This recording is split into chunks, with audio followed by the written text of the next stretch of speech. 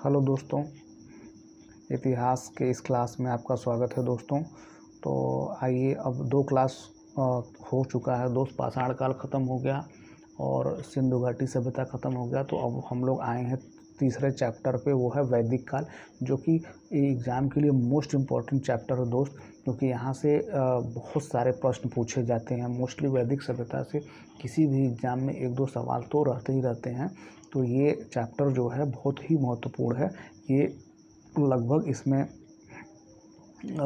70 से 80 सवाल पूछे गए हैं विभिन्न एग्ज़ामों में। तो आइए देख लेते हैं उन सवालों को। हम आपको इसको 3 पार्ट में बताएंगे, 30-30 सवाल करके आपको बताएंगे, और उम्मीद है आपको समझ में आएगा और हमारा सहयोग करेंगे दोस्त। तो आइए देख लेते हैं मित्र। पहला सवाल कह रहा है भैया, आर्य शब्द इंगित करता है। तो आर्य शब्द किसको इंगित करता है भैया? आर्य शब्द जो है वो श्रेष्ठ है। आर्य शब्द क्या है? आर्य शब्द इंगित करता है श्रेष्ठ वंश को। किसको इंगित करता है मित्र? श्रेष्ठ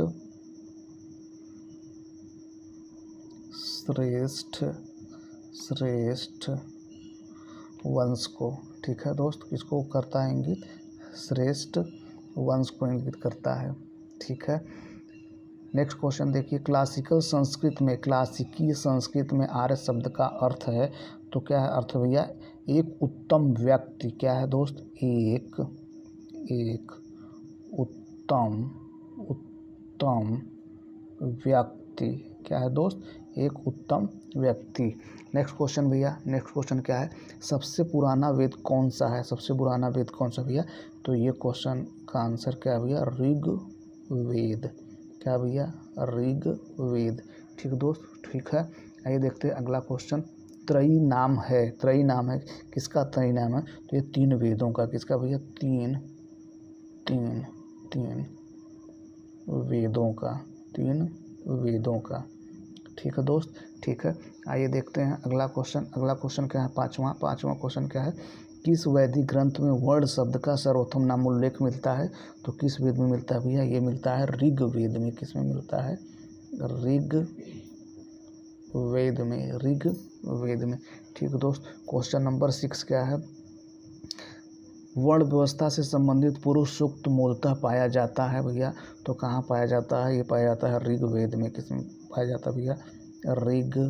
ऋग्वेद में। ठीक है दोस्त, ठीक है। 7वां क्वेश्चन क्या है भैया? 7वां क्वेश्चन आइए देखते हैं। क्वेश्चन नंबर 7 क्या है दोस्त? क्वेश्चन नंबर 7 है सुमेल कराना है। तो अथर्ववेद में क्या मिलता है भैया? औषधियों से संबंधित ज्ञान मिलता है इसमें। ऋग्वेद संबंधित भैया ईश्वर महिला से। यजुर्वेद का संबंध किससे? बलिदान विधि से। और सामवेद का संबंध भैया संगीत से। ठीक है दोस्त। 8वां क्वेश्चन देखते हैं, सही मिलान करना है इसमें भी। ऋग्वेद है स्रोतों एवं प्रार्थनाओं से संबंधित है। यजुर्वेद स्रोत एवं कर्मकांड से संबंधित दोस्त। और सामवेद संगीतमय स्रोत से संबंधित है। और अथर्ववेद है तंत्र मंत्र एवं वशीकरण से। ठीक है दोस्त, ठीक है। आइए देखते हैं क्वेश्चन नंबर 9 देखते हैं भैया। क्वेश्चन नंबर 9 देख लेते हैं दोस्त।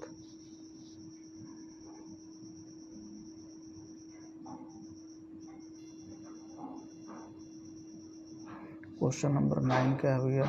निम्नलिखित 4 वेदों में क्वेश्चन नंबर 9 क्या है भैया? क्वेश्चन नंबर 9 देख लेते हैं। आइए देखते हैं क्वेश्चन नंबर 9। क्वेश्चन नंबर 9 क्या है? क्वेश्चन नंबर 9 है, निम्नलिखित 4 वेदों में से किस एक में जादुई माया और वशीकरण का वर्णन है? तो किस में है भैया? ये वर्णन है आपका दोस्त। ये वर्णन है किसमें? अथर्ववेद में। किसमें है भैया? अथर्ववेद में। किसमें दोस्त? अथर्ववेद में। ऋग्वेद में ऋचाएँ हैं 1028। वेद हैं, वेद क्या हैं? वेद हैं स्रोतों का संकलन। वेद क्या है भैया? स्रोतों का संकलन। वेद क्या है? स्रोतों का संकलन। स्रोतों का संकलन। क्वेश्चन नंबर 12 सही सुमेल करना है दोस्त। ऋग्वेद है, ऋग्वेद, ऐतरेय, सामवेद, पंचविश, अथर्ववेद, गोपद, यजुर्वेद, शतपथ ब्राह्मण। ठीक है दोस्त, आइए देखते हैं क्वेश्चन नंबर 13। गोपद ब्राह्मण संबंधित है भैया, गोपद ब्राह्मण संबंधित किससे? अथर्ववेद से। किससे संबंधित है दोस्त? अथर्ववेद से, अथर्ववेद से। ठीक है दोस्त, ठीक है, अथर्ववेद से, अथर्ववेद से। ऋग्वेद का कौन सा मंडल पूर्णतः सोम से समर्पित है?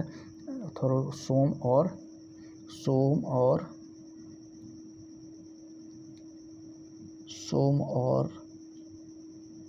किसे दोस्त? सोम। क्या क्वेश्चन है? ऋग्वेद का कौन सा मंडल पूर्णतः सोम को समर्पित है? तो यह है सोम से समर्पित सॉरी, इसका क्वेश्चन का आंसर सॉरी क्या हो गया भैया? इसका आंसर होगा 9वां मंडल। सॉरी, इसका क्या होगा, हो जाएगा मित्र, इसका हो जाएगा 9वां मंडल। ठीक है दोस्त, 9वां मंडल। ठीक है, 15वां क्वेश्चन क्या है मित्र? 15वां क्या क्वेश्चन? ऋग्वेद संहिता का 9वां मंडल पूर्णतः किससे संबंधित है? 9वां मंडल किससे संबंधित है भैया? तो ये है सोम से। किससे है? सोम से संबंधित है, सोम से संबंधित भैया, सोम से संबंधित है।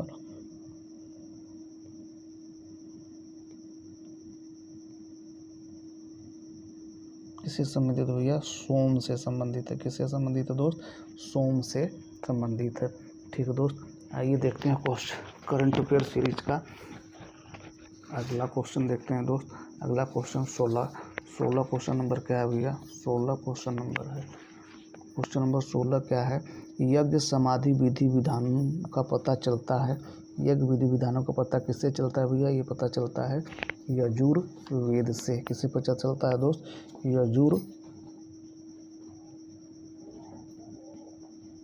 यजुर्वेद से। ठीक है दोस्त, आइए देखते हैं क्वेश्चन नंबर 17।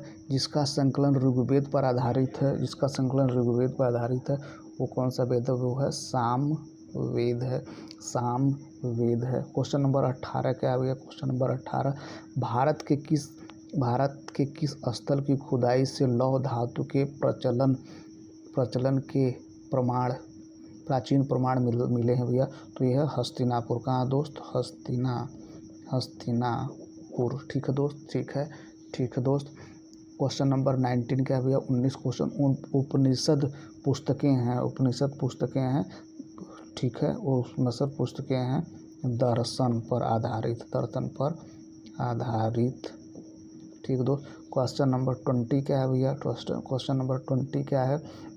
विषयों का मुख्य विषय है, तो क्या विषय है भैया? यह है दर्शन। ठीक है दोस्त, ठीक है। क्वेश्चन नंबर 21 देखते हैं दोस्त। क्वेश्चन नंबर 21 क्या है? किस एक वैदिक साहित्य में मोक्ष की चर्चा मिलती है दोस्त? किस में मिलती है?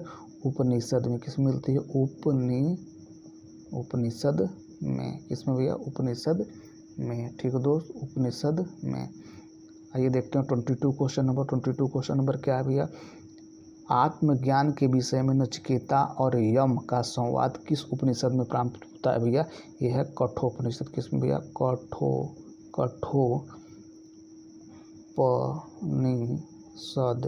कठोपनिषद। ठीक है दोस्त। क्वेश्चन नंबर 23 क्या है भैया? नचिकेता आख्यान का उल्लेख मिलता है, तो किस में मिलता है भैया? इसको ये मिलता है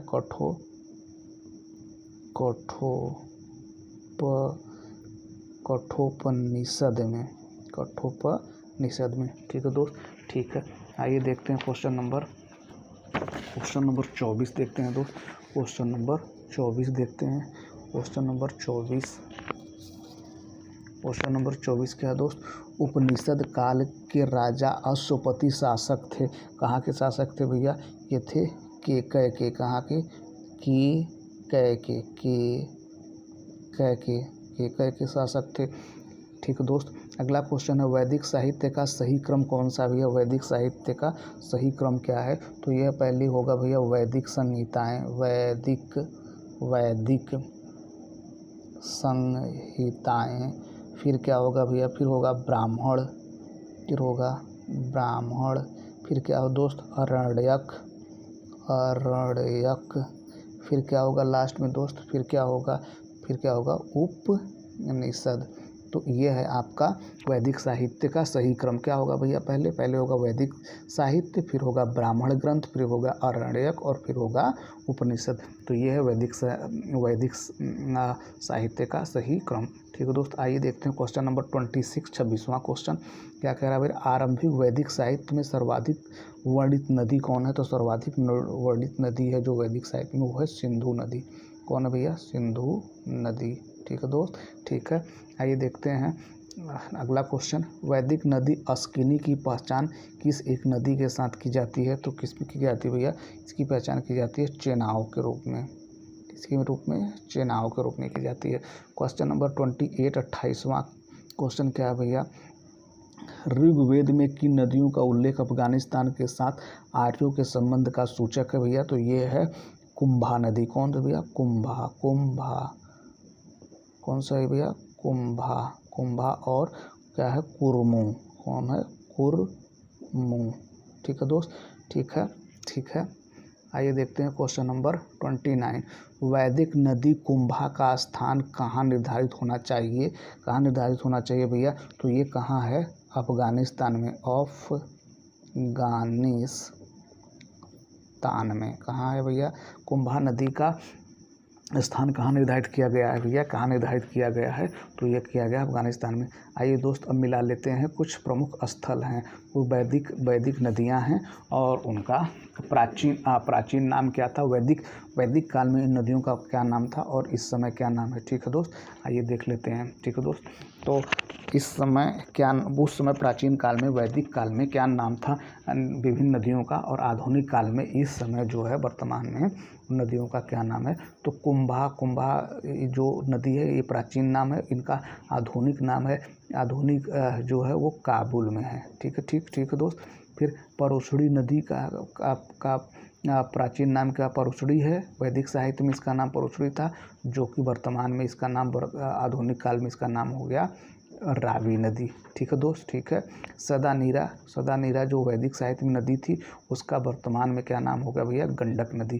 ठीक है दोस्त, ठीक है। अगला क्वेश्चन क्या है भैया, शतुद्री नदी। क्या भैया, शतुद्री नदी, वैदिक साहित्य में उसका नाम शतुद्री नदी था, अब बाद में उसका नाम बदल के क्या हो गया, सतलज हो गया। ठीक है दोस्त, एक बार फिर से दे दिए, कुंभा, काबुल, परुशड़ी, रावी, परुशड़ी नदी को रावी कहा जाने लगा, सदा नीरा को गंडक कहा जाने लगा और शतुद्री नदी को क्या कहा जाने लगा भैया, सतलज। ठीक है दोस्त, ठीक है। तो ये रहा आज का इतिहास के प्रमुख क्वेश्चन जो कि वैदिक साहित्य से संबंधित हो, वैदिक काल से संबंधित थे। ठीक है दोस्त, तो उम्मीद है आपको ये समझ में आया होगा और हमारा प्रयास आपको कैसा लग रहा है दोस्त, कमेंट करके ज़रूर बताइए। पूरी श्रृंखला, पूरी इतिहास की प्राचीन से लेके आपको मॉडर्न हिस्ट्री तक वन लाइनर का सारे क्वेश्चन कराएंगे दोस्त, जो कि पीसीएस से लेके यूपी, टीजीटी, पीजीटी जितने भी एग्ज़ाम लगभग 2-4 साल में हुए हैं, जितने भी एग्ज़ाम में ये सारे सवाल पूछे गए हैं, वो सारे सवाल हम आपको वन लाइनर के रूप में करवाएंगे। कि वैदिक साहित्य की ये लगभग 85 और 86 क्वेश्चन हैं, तो ये वैदिक काल के लगभग 3 पार्ट में हम करवाएंगे। पहले दिन देखिए 30 क्वेश्चन करवाए हैं, 30 क्वेश्चन करवाए हैं, दूसरे दिन भी 30 क्वेश्चन करवाएंगे दोस्त, उसके बाद भी 30 क्वेश्चन करवाएंगे। तो लगभग 85-90 क्वेश्चन वैदिक साहित्य से जो विभिन्न एग्जाम में पूछे गए हैं वो कलेक्शन हम आपके लिए लेकर आएंगे, और इसको अपने तरीके से आप नोट्स बनाते रहिएगा या उसको वीडियो को आप अपने मोबाइल में सेव कर लीजिए। जैसे कि कोई एग्ज़ाम आने वाला होगा तो आप उसको क्या करते हैं, पढ़ सकते हैं। आरओ के में भी ये काम आएगा, क्योंकि उसमें भी इतिहास से बहुत ही क्वेश्चन पूछे जाते हैं जीएस में। तो ठीक है दोस्त, ये रहा आज का वीडियो आपको कैसा लगे दोस्त, तो ये सब आप हमको करंट में अपने वीडियो में बताइए, कमेंट करिएगा। अगर हमारा प्रयास आपको ठीक लग रहा है तो हमारे चैनल को सब्सक्राइब करिएगा, अपने दोस्तों को शेयर करिएगा। Thank you for watching this video, thank you so much.